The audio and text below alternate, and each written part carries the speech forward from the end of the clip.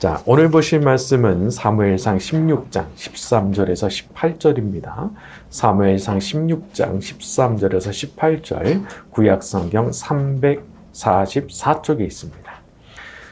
지난 시간에 우리는 사무엘이 이새의 집에 방문을 해서 아들들을 다 확인하고 마지막으로 막내 다윗을 찾아내가지고 다윗이 바로 하나님께서 택하신 왕이었다는 것을 알게 되는 장면까지를 다뤘습니다.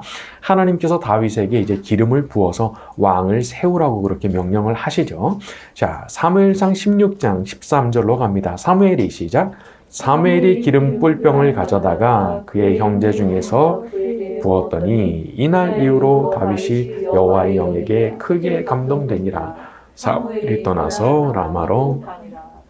자, 이미 다윗은 하나님 모실 때는 왕의 제목이었습니다. 영적으로 볼 때 아주 이미 준비가 돼 있었어요. 나이는 어리지만. 자, 그런데 흥미로운 것은요, 이런 다윗이지만 정말 준비된 사람이었지만 사무엘이 기름을 부어주는 그 순간, 바로 그날부터 여호와 영에 크게 감동이 된 상태가 됐다는 겁니다. 여호와 영에 크게 감동이 된 상태.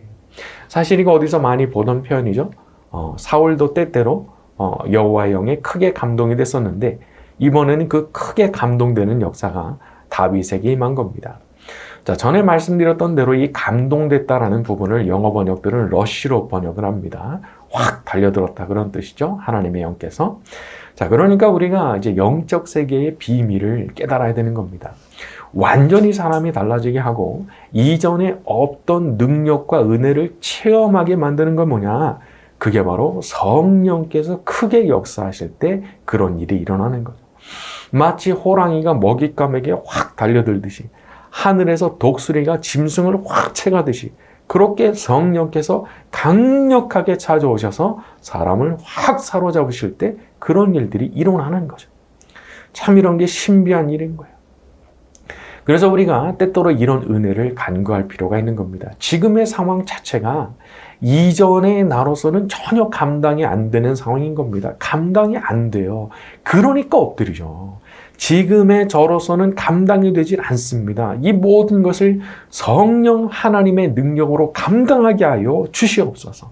이전에는 없던 담대함이 생기게 하시고, 이전에는 없던 믿음이 생기게 하시고, 이전에는 없던 기술이, 이전에는 없던 영감이, 이전에는 없던 판단력과 지혜가 생겨나게 하여 주시옵소서. 딱 이렇게 부르짖는 이것이 바로 열쇠죠, 열쇠.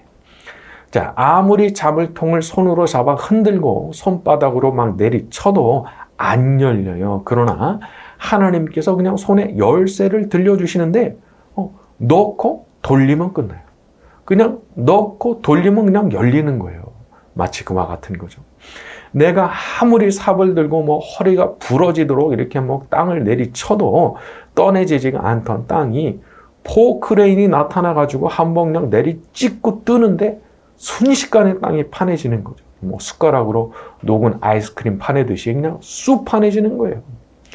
하나님의 성령께서 주시는 능력이 그와 같은 겁니다. 사람은 전혀 할 수 없는, 아무리 내리쳐도 이게 파지지 않는 땅인데 성령께서 하시면 그냥 되는 거거든요.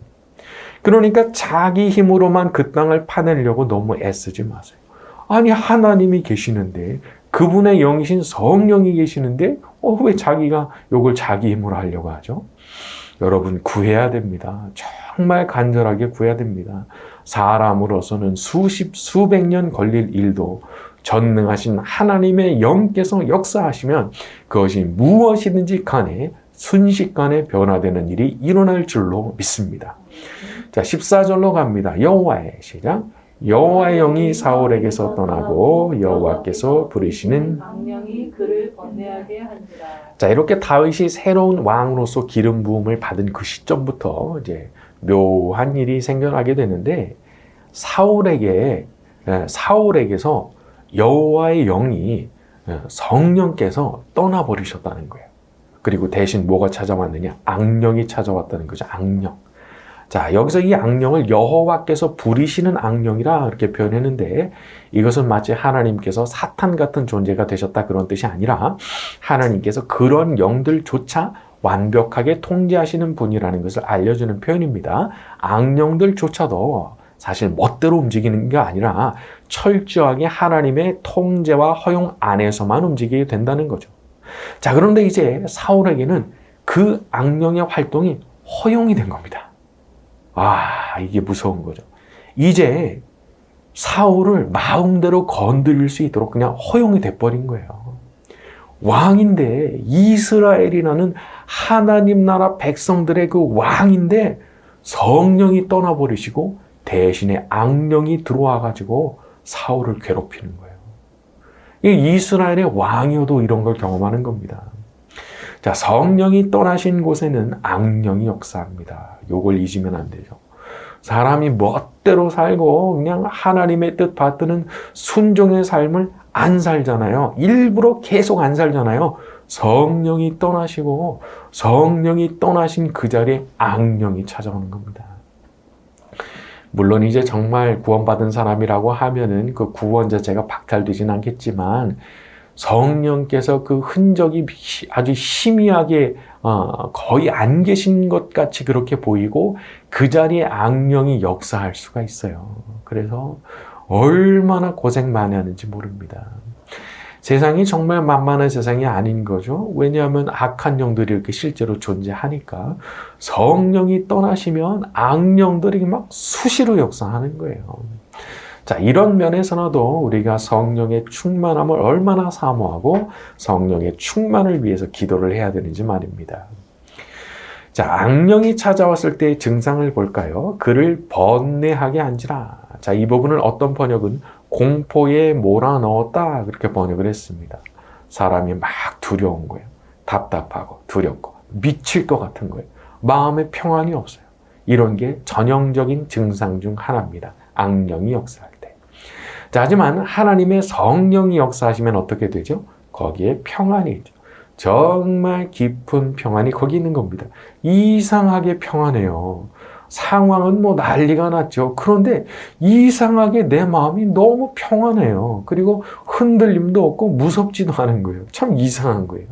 자, 그런 것들이 바로 성령께서 역사하실 때, 내 안에서 아주 강력하게 역사하실 때 일어나는 현상 중 하나죠. 그래서 지금 내 안에 성령께서 충만하게 역사하시는 증거 중 하나가 뭐냐면 평안입니다. 평안. 그래서 평안이 있느냐. 그래서 그걸 항상 기준으로 삼고 기도하는 겁니다. 내 마음에 평안이 확보가 될 때까지. 기도하는데 이게 뭔가 이거죠. 마음이 시원치가 않아요. 마음에 평안이 없어요. 아직 기도의 분량이 안 찬 거예요.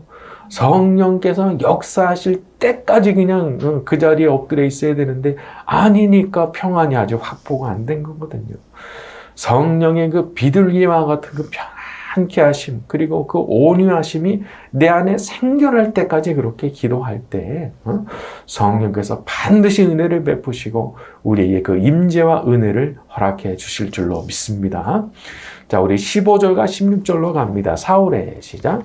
사울의 신하들이 그에게 이르되 보소서 하나님께서 부르시는 악령이 왕을 번뇌하게 하온즉 원하건대 우리 주께서는 당신 앞에서 모시는 신하들에게 명령하여 수금을 잘 타는 사람을 구하게 하소서.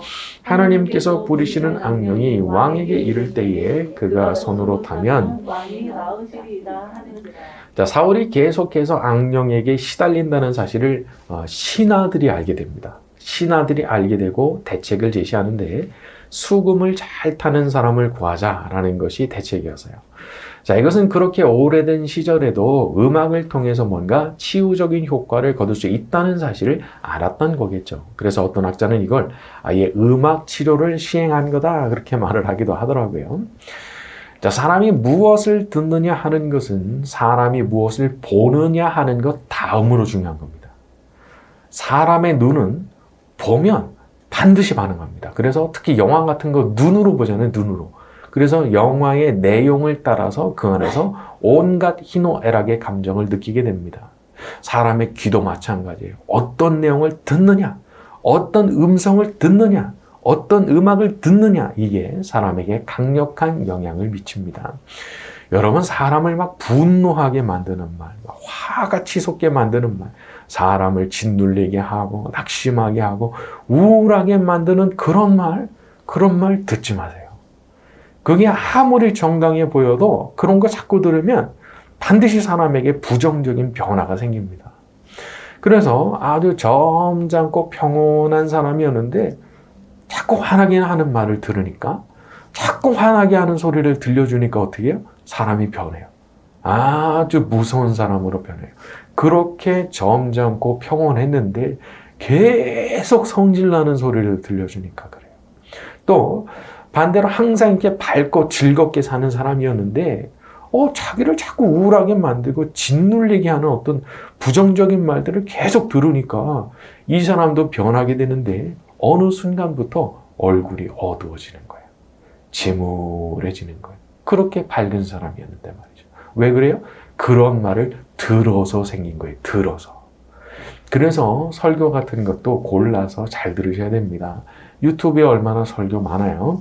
그 중에서도 딱 들어보시고 듣고 나면 내 마음을 은혜롭게 만들고, 뭔가 듣고 나면 나의 마음과 생각이 정리가 되게 하고, 뭔가 흐트러졌던 자세를 딱 바로잡게 만드는 그런 은혜가 있는가를 들어보시고 그분의 설교를 계속 들을 건지 말 건지를 결정하셔야 됩니다. 잘못된 내용, 자기한테 부정적인 영향을 미치는 내용을 계속해서 듣는다고 하는 것은 미세한 독을 탄 음식을 계속 먹는 것과 같아요. 어느 날 반드시 문제가 생깁니다. 조금씩 변하다가 어느 날 보면은 내가 너무 이상해져 있는 거예요. 내가 예전에 안 그랬는데. 그런 생각이 들 정도로. 그러나 정말 은혜로운 말씀, 또 은혜로운 찬양, 이런 걸 자꾸 들으면 내 마음도 은혜로워지고 마음이 밝아지는 겁니다. 마음이 밝아져요. 여기에 은혜로운 말씀과 은혜로운 찬양의 가치가 있죠.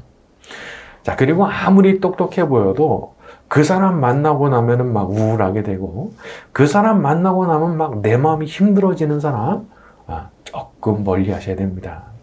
물론 그 사람 말이 틀린 게 없어요. 다 맞아요. 그런데 하여간 그 사람하고 얘기를 나누고 나면 나도 마음이 우울해지고 부정적이 되고 그래요. 그러면 좀 멀리 하셔야 되는 거예요.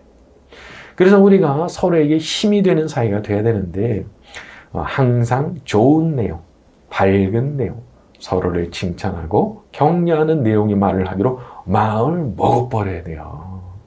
할 말 없냐? 그러면은 좋은 얘기 하기로 마음을 좀 먹어야 되는 거예요.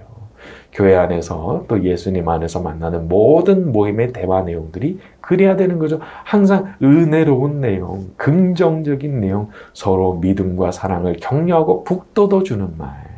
자, 우리 모두가 그런 사람들이 되기를 바랍니다. 자, 우리 17절과 18절로 갑니다. 사울이 시작. 사울이 신하에게 이르되 나를 위하여 잘 타는 사람을 구하여 내게로 데려오라 하니, 소년 중 한 사람이 대답하여 이르되 내가 베들레헴 사람 이새의 아들을 본즉 수금을 탈 줄 알고 용기와 무용과 구변이 있는 준수한 자라. 여호와께서 그와 함께 계시더이다. 이거 아주 이상한 우연이 생기는데 갑자기 다윗이라는 인물이 등장하는 겁니다. 어떻게 다윗을 알게 됐는지 모르지만 그 시골 소년을 만났던 어떤 사람이 그 다윗을 기억하고 다윗을 추천한 거예요, 사울에게. 참 희한하죠. 하나님의 섭리라고 하는 것은 진짜 이상한 거예요. 너무 놀라운 거예요. 이런 방식으로 다윗이 사울을 만나게 될지 누가 알았겠어요. 누구도 상상 못했던 방식으로 일이 이루어지는 겁니다. 그러니까 나한테는 인맥이 없다, 그런 말. 우리는 그런 말 안 해야 되는 거죠. 누구랑 인연이 없어가지고 내가 이게 잘 안 된다. 그런 말 할 필요가 없는 거예요. 하나님은 그런 게 없이도 얼마든지 당신의 뜻을 이루시는 분이시기 때문입니다. 자, 그리고 생각을 해보면은요, 다윗이 이런 걸 생각하고 그 사람을 만났을까요? 다윗이 이런 걸 생각하고 그 사람과의 만남을 가졌겠냐 말이죠. 천만의 말씀이죠.